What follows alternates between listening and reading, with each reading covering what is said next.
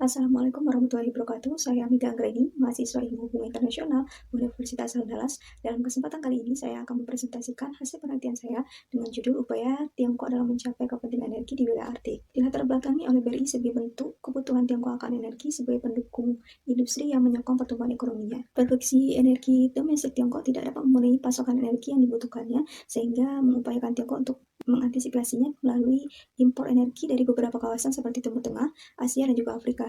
Akan tetapi, masing-masing kawasan ini memiliki keterbatasan dan juga permasalahan sehingga mendorong Tiongkok untuk mencari kawasan alternatif lainnya, yakni kawasan Arktik.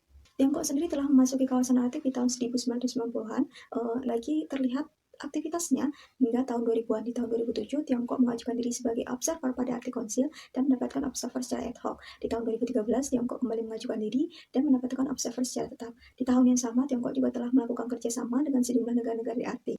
Meskipun memiliki hubungan yang baik dan juga bekerja sama, dominasi Rusia di kawasan Arktik dan juga Kanada menjadi hambatan tersendiri bagi Tiongkok. Selain itu, di tahun 2015, Tiongkok menyatakan diri sebagai Near Arctic State dan sukses mendapat kritik dari Amerika Serikat. Pada tahun 2018, Tiongkok mulai merubah arah kebijakan dan juga fokusnya pada kawasan Arktik seiring dengan dirilisnya white paper yang terkait Arktik dan juga dirumuskannya kebijakan Silk Road. Selanjutnya, rumusan masalah. Sebagai negara industri, Tiongkok memerlukan pasok energi dalam kurun waktu yang cukup panjang untuk menyokong pertumbuhan ekonominya. Kekhawatiran akan energi ini memicu lahirnya BRI sehingga Tiongkok menginisiasinya dengan impor energi dan mencari kawasan lain seperti kawasan Arktik. Aktivitas Tiongkok di Arktik dipermudah sejak negara ini menduduki posisi sebagai observer pada Arctic Council. Selain itu, Tiongkok juga merumuskan kebijakan Silk Road seiring dengan rilisnya white paper terkait Arktik di tahun yang sama. Adapun tantangan dihadapi oleh Tiongkok adalah dominasi Rusia, kecemasan Kanada dan juga kritik dari Amerika Serikat. Hal ini disebabkan karena sebagian besar negara-negara tersebut merasa kedaulatannya terancam dengan aktivitas yang dilakukan oleh Tiongkok di kawasan Arktik. Adapun pertanyaan penelitian saya yaitu, bagaimana upaya yang dilakukan oleh Tiongkok dalam mencapai kepentingan energi di wilayah Arktik pada masa kepemerintahan Xi Jinping. Tujuan penelitiannya yaitu untuk mendeskripsikan upaya yang diambil oleh Tiongkok dalam mencapai kepentingan energi di wilayah Arktik dengan manfaat penelitian secara teori, memberikan kontribusi juga serta menambah pengetahuan dalam bidang ilmu hubungan internasional, khususnya mengenai konsep dan juga persepsi dalam melihat aktivitas dan juga sikap dari negara yang berupa kebijakan untuk merespon fenomena yang terjadi dalam lingkup internasional. Secara praktisnya, peneliti berharap hasil penelitian ini dapat berguna bagi tenaga didik ataupun mahasiswa dalam melihat bagaimana negara merespon fenomena internasional terkait dengan kebijakan yang dikeluarkannya, serta bagi stakeholder dapat mempermudah keputusan dalam merumuskan sebuah kebijakan. Adapun tinjauan pustakanya ada 5, dapat dilihat dari slide. Untuk kerangka konsepnya sendiri, peneliti mengambil 2 kerangka konsep. Pertama yaitu keamanan energi, dilihat dari tantangan yang akan dihadapi oleh Tiongkok dalam mencapai kepentingan energi dari 3 aspek.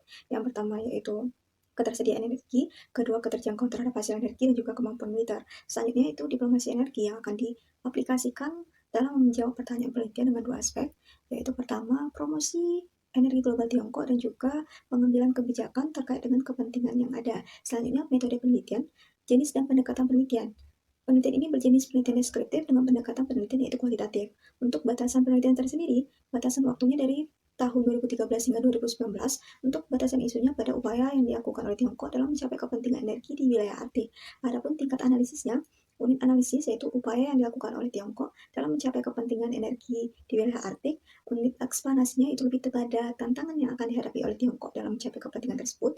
Level analisisnya berada pada sistem internasional. Untuk teknik pengumpulan datanya sendiri, penulis mengumpulkan data dari studi pustaka, yaitu dari artikel, jurnal, skripsi dari peneliti terdahulu, ataupun dokumen-dokumen yang berkaitan dengan pertanyaan penelitian. Lalu untuk analisis datanya melalui 3 hal, pengumpulan dan reduksi data, penyajian data, dan juga penarikan kesimpulan yang mencukupi kebutuhan domestiknya. Akan tetapi, meningkatnya permintaan energi tidak sebanding dengan produksi energi. Selain itu, tercatat dari tahun 2001 hingga 2017, Tiongkok merupakan negara konsumen energi terbesar di dunia dan menyumbang 23,2% dari konsumsi energi global dan 33,6% dari pertumbuhan konsumsi energi global pada tahun 2017. Dalam memenuhi kebutuhan energi, sejak tahun 2003, Tiongkok mulai mengimpor minyak dan gas bumi dari berbagai kawasan dan juga negara, seperti Timur Tengah, Afrika, Asia Pasifik, dan negara-negara seperti Rusia, Kazakhstan, dan juga Amerika Selatan. Ketergantungan Tiongkok akan impor energi justru memicu kerentanan tersendiri karena kondisi perpolitikan yang tidak stabil pada kawasan tersebut, dominasi negara-negara besar, dan juga distribusi yang terganggu akibat pembajakan dan juga perombakan. Berdasarkan permasalahan tersebut, Tiongkok mulai mencari kawasan alternatif, yakni kawasan Arktik. Dua-dua, Arktik dan juga sumber energi. Kawasan Arktik merupakan wilayah yang terdiri atas lautan yang dilapisi oleh es dengan kandungan sumber daya sekitar 90% sumber daya yang melimpah. Adapun negara-negara yang berada pada kawasan ini yaitu Rusia, Kanada, Denmark, Finlandia, Islandia, Norwegia, dan juga Amerika Serikat. Selama beberapa tahun terakhir, terdapat 3 faktor yang meningkatkan minat publik terhadap kawasan Arktik, seperti mencairnya es di Laut Arktik sehingga memudahkan akses pada sumber daya dan juga menjadikan rute pengiriman potensial. Lalu ada perkembangan teknologi yakni ekstraksi minyak dan gas bumi yang dilakukan oleh perusahaan minyak, dan ratifikasi UNCLOS terkait dengan izin suatu negara untuk memperpanjang luas negaranya dan juga mengekspor sumber daya laut yang terdapat dalam suatu wilayah. Meskipun begitu, di wilayah Arktik sendiri telah didominasi oleh 5 negara yang secara geografis memiliki wilayah yang berdekatan dan termasuk garis pantai dikenal dengan sebutan The Five, terdiri atas Rusia, Kanada, Denmark, Norwegia, dan juga Amerika Serikat. Hal ini dikarenakan wilayah Arktik merupakan wilayah tanpa status kepemilikan sama sekali yang bebas diakses oleh siapapun, negara manapun, dengan tujuan apapun. Dengan potensi sumber daya yang melimpah, Arktik dapat dieksplorasi dikarenakan pertimbangan sumber daya energi, pemeriksaan rute pengiriman, dan juga sengketa batas dan juga potensi konflik. 23. Kepentingan energi Tiongkok di Arktik, dan itu minat Tiongkok cukup tinggi pada Arktik dikarenakan status kepemilikannya yang tidak ada sehingga membebaskan Tiongkok untuk mengaksesnya. Kebutuhan energi Tiongkok tidak sebanding dengan produksi energi yang disebabkan peningkatan industrinya. Tiongkok memiliki 3 kepentingan utama di wilayah Arktik, yaitu penelitian di kutub utara, potensi ekonomi dan peluang rute laut, dan juga sumber daya energi. Selain itu, terdapat sedikitnya 400 ladang minyak dan gas yang belum ditemukan di kawasan Arktik. Selain minyak dan gas bumi, terdapat beberapa cadangan mineral seperti nikel, tembaga, batu bara, emas, uranium, tungsten, dan juga berlian yang cukup melimpah.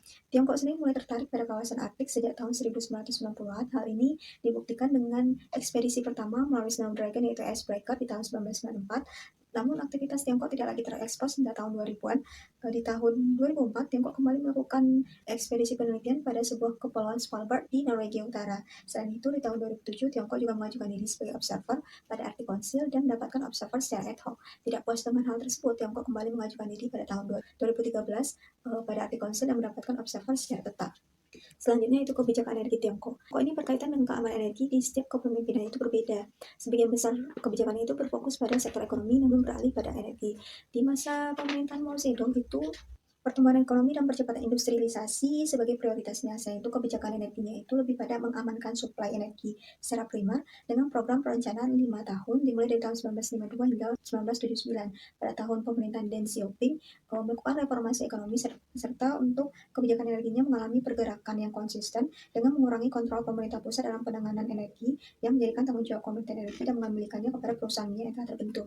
Pada masa pemerintahan Hu Jintao, kebijakan energi Tiongkok itu berfokus pada sektor energi. Tiongkok tidak hanya berlaku sebagai konsumen, namun juga aktif dalam produksi energi, serta Tiongkok melakukan kerjasama dengan beberapa negara dengan sumber energi potensial, lalu melahirkan kebijakan go internasional dalam mengembangkan industri energi. Setelah pemerintah Xi Jinping, pemerintah Tiongkok masih memfokuskan kebijakan keamanan energi, terbukti dengan kerjasama yang terjalin dengan beberapa negara yang memiliki potensi sumber daya energi seperti negara berkawasan Asia, Afrika Timur Tengah, dan juga Arktik. Di tahun 2018, Tiongkok merilis white paper terkait Arktik dan juga meluncurkan kebijakan yakni Policy Error atau PSR sebagai pembaharuan BRI yang telah berlangsung saat ini. 25. Tiongkok dan Arctic Council. Arctic Council merupakan forum kepemerintahan tingkat tinggi yang mempromosikan kerjasama, koordinasi, interaksi dan antara negara-negara Arktik dalam menghadapi masalah di kawasan Arktik, khususnya terkait isu pengembangan berkelanjutan dan perlindungan lingkungan kutub utara yang didirikan di tahun 1996. Adapun posisi pada Arctic Council ini ada 3, yaitu anggota, partisipan tetap, dan juga observer. Dalam pengusulan posisi di Arctic Council, Tiongkok mengajukan permohonan untuk status pengamat dalam 3 kesempatan sebelumnya, tahun 2006, 2007, 2009, dan juga di tahun 2006 tidak disetujui. Di tahun 2007, Tiongkok mendapatkan observer secara ad hoc. Di tahun 2009 kembali mengajukan diri dan tidak setuju. Dan akhirnya di tahun 2013, Tiongkok kembali mengajukan diri sebagai observer dan mendapatkan observer secara bab 3, tantangan Tiongkok di Arktik. Meskipun memiliki status observer pada Arctic Council, bukan berarti Tiongkok dapat bebas mengakses dan juga mengeksplorasi wilayah Arktik tanpa hambatan sekalipun. Adapun bentuk hambatan ataupun tantangan yang didapatkan oleh Tiongkok seperti peringatan dari beberapa negara yang memang sudah terlebih dahulu menjalin kerjasama dengan Tiongkok di berbagai sektor telah ada sebelumnya. Sebagai negara yang menjadi konsumen, Tiongkok sangat bergantung pada impor energi, dilihat dari bagaimana cara mendapat persediaan energi yang cukup, bagaimana tetap menjaga keamanan pengiriman energi tersebut tanpa halangan, dan juga dari negara produsen. Tantangan ini dilihat dari 3 aspek, yaitu dari ketersediaan energi, keterjangkauan terhadap hasil energi, dan juga kemampuan militer. Pertama itu dari Rusia. Untuk ketersediaan, keterjangkauan, dan kemampuannya dapat dilihat dari slide. Bentuk tantangan yang dihadapi oleh Tiongkok itu pada kebijakan Oceanius Arctic Strategy, di mana strategi ini merupakan pembaharuan militer sebenarnya atas klaim wilayah dan juga perlindungan hukum atas klaim tersebut. Kedua, Kanada, ketersediaan energi, keterjangkauan, dan juga kemampuan militernya dapat dilihat dari slide. Bentuk tantangannya itu Kanada Northern Strategy. Kebijakan yang dilahirkan ini bentuknya itu sinyal ataupun peringatan agar Tiongkok dapat menghormati dan juga dapat bijak dalam beraktivitas di wilayah teritorial Kanada pada kawasan Arktik. Untuk wilayah Denmark sendiri itu bentuk tangannya lebih pada kedekatan Denmark dan Amerika Serikat. Hal ini dikarenakan mengingat Denmark dan Amerika Serikat merupakan negara sekutu. Amerika Serikat itu enggan akan hadirnya Tiongkok pada proyek bandara yang akan dibangun di Greenland, dikarenakan dugaan Amerika Serikat akan adanya militer Tiongkok pada kepulauan tersebut. Norwegia, bentuk tantangannya itu lebih pada Norway Arctic Strategy. Norwegia berusaha untuk melindungi wilayah teritorialnya termasuk lingkungan Arktik dan memprioritaskan 5 bidang dalam melakukan kerjasama dengan negara lain untuk memajukan kawasan Arktik. Menyatakan sikap pasif dari negara ini terhadap permasalahan di kawasan Arktik. Dan tantangan yang diberikan itu lebih pada pengklarifikasian kembali atas pernyataan yang telah dicetuskan Tiongkok terkait Arktik, yakni Near Arctic State, keengganan Amerika Serikat ini akan kehadiran Tiongkok, mengingat dua negara ini merupakan negara yang tengah bersaing dalam kekuasaan. Keempat, upaya Tiongkok dalam mencapai kepentingan energi di wilayah Arktik. Sebagian besar aktivitas yang dilakukan oleh Tiongkok pada kawasan Arktik berupa kerjasama serta juga penelitian ilmiah yang didukung oleh beberapa alasan seperti lokasi geografis, penelitian ilmiah, potensi rute pengiriman, aktivitas energi, dan juga perdagangan. Menuju pada penjelasan kerangka konseptual, penulis menyatakan untuk diplomasi yang dilakukan oleh Tiongkok itu ada dua, yaitu pertama, upaya promosi pasokan energi secara global yang dilakukan oleh Tiongkok terkait dengan beberapa permasalahan yang ditemukan oleh Tiongkok di kawasan Arktik seperti wilayah yang luas tanpa status kepemilikan, wilayah Arktik memiliki sumber daya yang banyak, serta mencairnya sebagian besar es di wilayah Arktik. Berbagai upaya promosi yang dilakukan oleh Tiongkok sangat aktif dalam menjalankan promosinya, terhitung dari awal promosi dari tahun 2003 hingga 2007 dengan mengimpor minyak dari beberapa kawasan termasuk kawasan Arktik. Lalu dalam rentang waktu 2010 hingga 2016, Tiongkok melakukan sejumlah kerjasama dengan beberapa negara besar di kawasan Arktik seperti Rusia, Kanada, Denmark, Norwegia, Islandia, dan juga Finlandia. Melalui hubungan yang baik dan kerjasama yang terjalin, baik Tiongkok maupun beberapa negara tersebut mendapatkan keuntungan yang maksimal. Untuk Tiongkok mendapatkan izin mengakses sumber daya serta juga dapat terjun dalam beberapa proyek yang ada dengan investasi yang telah diberikan. Sedangkan bagi beberapa negara tersebut, investasi yang diberikan oleh Tiongkok justru menjadi suntikan dana dalam mendanai dan juga melancarkan proyek-proyek yang ada. Lalu upaya yang kedua, melalui perilisan kebijakan sesuai dengan kepentingan energi. Tiongkok menggambarkan diri sebagai salah satu negara benua yang paling dekat dengan lingkaran Arktik, meskipun tidak ada wilayah Tiongkok atas lingkar Arktik atau perbatasan kutub utara. Selain itu, melalui status observer pada Arctic Council, Tiongkok juga mendapatkan akses formal ke tata kelola Arktik dan juga ikut serta dalam proses pengambilan keputusan. Dengan mencarinya sebagian besar es di kawasan Arktik akan membuka rute sepanjang 6.000 km melalui Arktik yang dapat menghubungkan Eropa Utara dan Asia Timur. Tiongkok tidak hanya pos sebagai pengambil norma di kutub utara, ini terbukti dengan adanya Ship Polar Road sebagai pembaharuan dari BRI. Kebijakan Ship Polar Road atau Polar Ship Road ini merupakan bagian dari strategi besar dalam pembangunan BRI di kawasan Arktik dengan memanfaatkan jalur laut sutra Arktik. Tiongkok memiliki 3 pendorong untuk mengakses Arktik, yaitu sumber daya alami baik, energi maupun mineral yang terdapat pada lapisan es, keuntungan secara geopolitik, dan juga keuntungan secara komersial. Kesimpulan dan saran.